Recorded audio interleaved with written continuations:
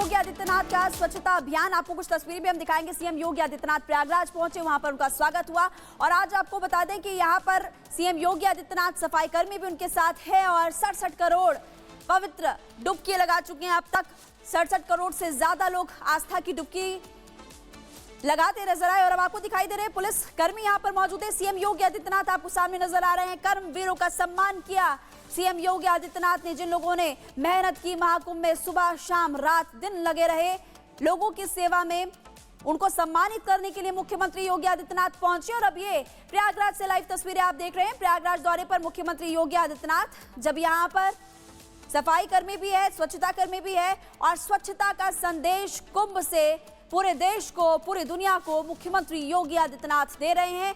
ये स्वच्छता अभियान, पीएम मोदी हमेशा से स्वच्छता अभियान का जिक्र भी करते हैं और अब उत्तर प्रदेश के मुख्यमंत्री योगी आदित्यनाथ भी स्वच्छता का संदेश प्रयागराज से दे रहे हैं, क्योंकि बड़ी संख्या में हजारों करोड़ लोग पहुंचे आस्था की डुबकी लगाने के लिए। लेकिन फिर भी लोगों को किसी तरह की परेशानी नहीं आई, साफ सफाई बनी रही, क्योंकि जो स्वच्छता कर्मी थे, नाविक थे, पुलिसकर्मी थे, हर डिपार्टमेंट के जो कर्मचारी थे वो लगे रहे लोगों की सेवा करने के लिए। गंगा आरती भी मुख्यमंत्री योगी आदित्यनाथ ने की है। तस्वीरें आपको दिखा रहे हैं, उनके साथ उनके मंत्री, नेता, विधायक, बड़े ऑफिशियल्स भी मौजूद। लेकिन इसी बीच ये जो दूसरी तस्वीर आप देख रहे हैं वो लाइव है कि यहाँ पर स्वच्छता का संदेश पूरे देश को देते हुए मुख्यमंत्री नजर आए।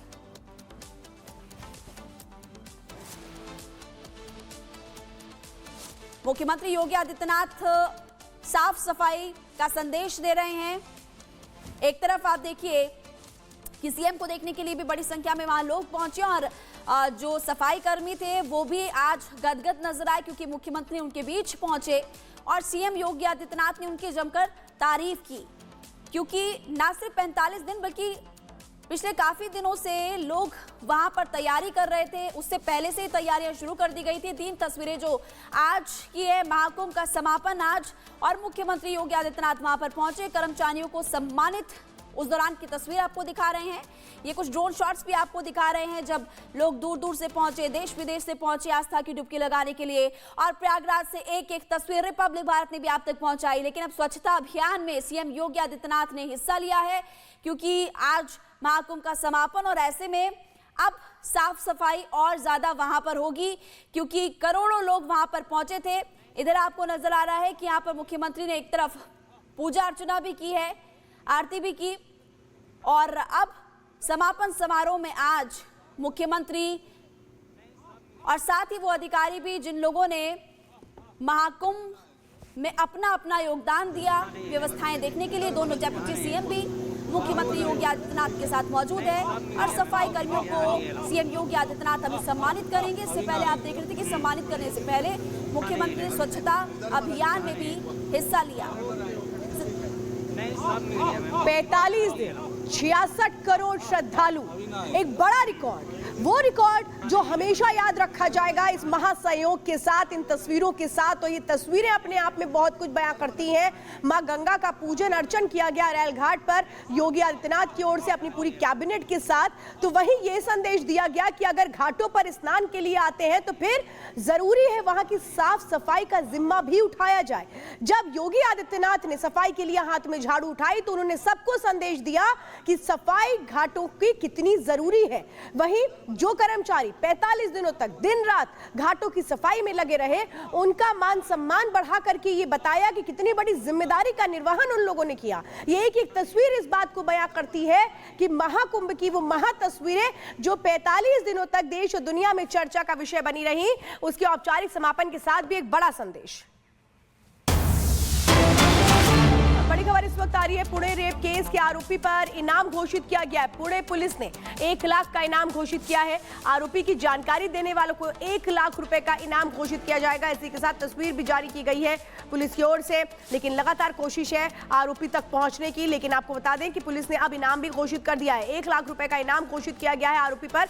जो भी इसके बारे में जानकारी देगा उसको 1 लाख रुपए का इनाम दिया जाएगा। जिस तरह से बेटी से दरिंदगी हुई पुणे में, इसके बाद चारों तरफ गुस्सा था और सवाल यही था कि आखिर अभी तक क्यों नहीं आरोपी तक पुलिस पहुंच पाई है, इतना वक्त क्यों लग रहा है, जबकि 8 टीमों का भी गठन किया गया। बिल्कुल, और आपको संभल से बड़ी खबर बता दें, हाईकोर्ट में सुनवाई और हिंदू पक्ष ने मस्जिद की रंगाई का विरोध किया है, मुस्लिम पक्ष ने मस्जिद की रंगाई की मांग की है। दोनों पक्षों को सुनने के बाद हाईकोर्ट आदेश देगा। आर्कियोलॉजिकल सर्वे ऑफ इंडिया संभल की मस्जिद का निरीक्षण करे। हाईकोर्ट ने कहा एएसआई बताए कि रंगाई की जरूरत है या नहीं है, हिंदू पक्ष की आशंका ध्यान में रखी जाए। एएसआई ने कहा कि 2 से 3 दिन में निरीक्षण करेंगे और इलाहाबाद हाई कोर्ट में कल फिर से इस पूरे मामले को लेकर सुनवाई होगी। तो आपको बता दें कि आर्कियोलॉजिकल सर्वे ऑफ इंडिया की टीम को कमेटी की तरफ से अनुमति मांगी गई थी कि आप रंगाई पुताई करने के लिए हमें अनुमति दें, जिसके बाद ये पूरा मामला कोर्ट में, और कोर्ट में आज सुनवाई हुई। खबर मिल रही कि कल फिर से सुनवाई होने वाली है श्वेता, क्योंकि यहाँ पर मुस्लिम पक्ष ने भी अपनी बात रखी और हिंदू पक्ष ने भी अपनी बात रखी है। तो देखिए, दोनों पक्षों को सुनने के बाद हाईकोर्ट की तरफ से आदेश दिया गया है। हाईकोर्ट ने कहा कि एएसआई मस्जिद का निरीक्षण कराए, और एएसआई ने यहाँ पर कहा है, यानी कि आर्कियोलॉजिकल सर्वे ऑफ इंडिया की टीम ने कहा है कि 2 से 3 दिन में निरीक्षण हम करेंगे, और इलाहाबाद हाईकोर्ट में कल फिर से इस पूरे मामले को लेकर सुनवाई होने वाली है। हालांकि देखना होगा कि अभी हिंदू पक्ष की तरफ से क्या दलील रखी गई है, यहाँ पर मुस्लिम पक्ष की तरफ से क्या दलील रखी गई है। हमारे सहयोगी से हम और ज्यादा जानकारी लेंगे। और जतिन इस वक्त संभल से हमारे साथ सीधे जुड़ चुके हैं। जतिन, ये मांग की जा रही है मुस्लिम पक्ष की ओर से कि भाई रंगाई पुताई की इजाजत दी जाए, हिंदू पक्ष ने कहा नहीं ऐसा नहीं हो सकता है, और अब कोर्ट में ये पूरा मामला चल रहा है। किस तरह से तमाम इस वक्त वहां से तस्वीरें संभल को देख रही है, जबकि कोर्ट में ये मामला इस वक्त है?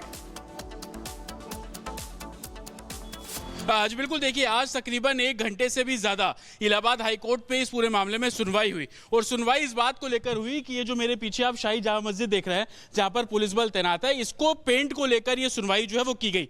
हालांकि हिंदू पक्ष लगातार इस बात का विरोध करता हुआ नजर आया कि वो नहीं चाहते कि इस मस्जिद के अंदर कोई भी रंगाई पुताई हो। उनको इस बात की आशंका है कि इस मस्जिद के अंदर जो भी अवशेष बचे हुए हैं मंदिर के, उसको इस पेंट के जरिए मिटाया जा सकता है, और यही कारण है कि वो लगातार विरोध करते नजर आए। लेकिन इलाहाबाद हाईकोर्ट ने मुख्य बातें बोली। उन्होंने ये बोला कि अगर इस मस्जिद के अंदर रंगाई पुताई कराई जाती है तो वो एएसआई के निरीक्षण में कराई जाए।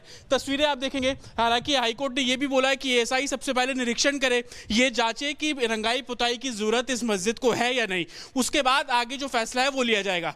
और यही कारण है कि कल 10 बजे इस मामले में फिर से जो सुनवाई है वो की जाएगी। ये मुख्य गेट है शाही जामा मस्जिद की तरफ जाने का, और यहीं पर ही रंगाई पुताई को लेकर जो बातें हैं वो साफ तौर पर की जा रही हैं। इलाहाबाद हाईकोर्ट ने यह भी बोला कि एएसआई सबसे पहले निरीक्षण करे, उसके बाद ये बताए कि अंदर पेंट कराने की जरूरत है या नहीं, और अगर पेंट कराया जाता है तो उसमें एएसआई की जो टीम है वो इस पूरी कार्यप्रणाली का निरीक्षण करती हुई नजर आएगी। अगर पेंट करने की इजाजत दी जाती है तो एएसआई की टीम अंदर जाएगी और वो अपने निरीक्षण में पेंट कराएगी, क्योंकि हिंदू पक्ष की तरफ से लगातार ये बोला जा रहा था कि अंदर पेंट कराने की आड़ में जो दूसरे अवशेष है उसको किसी तरीके से नुकसान जो है वो पहुंचाया जा सकता है। हिंदू पक्ष के लोगों से हमने बातचीत भी की, उनका साफ तौर पर यह कहना है कि घर के अंदर हर साल पेंट नहीं होता, उसके लिए भी 4-5 साल लोग इंतजार करते हैं। लेकिन आखिरकार मस्जिद कमेटी हर साल इस शाही जामा मस्जिद में पेंट क्यों कराना चाहती है? बोल रहे हैं लाभ भाजपा को मिलेगा, लेकिन जेल तो हमारे बच्चे जाएंगे। वहाँ के मुसलमानों को ये लोग कमजोर समझ लिया है और बख्शेंगे भी नहीं हम।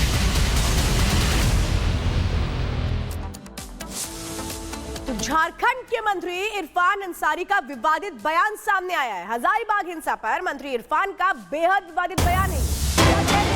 आरएसएस की विचारधारा के लोगों ने माहौल बिगाड़ दिया है, मुस्लिमों को ये लोग कमजोर समझ रहे हैं। ये देखिए, तो सीधा सीधा भड़काने वाला ये बयान है।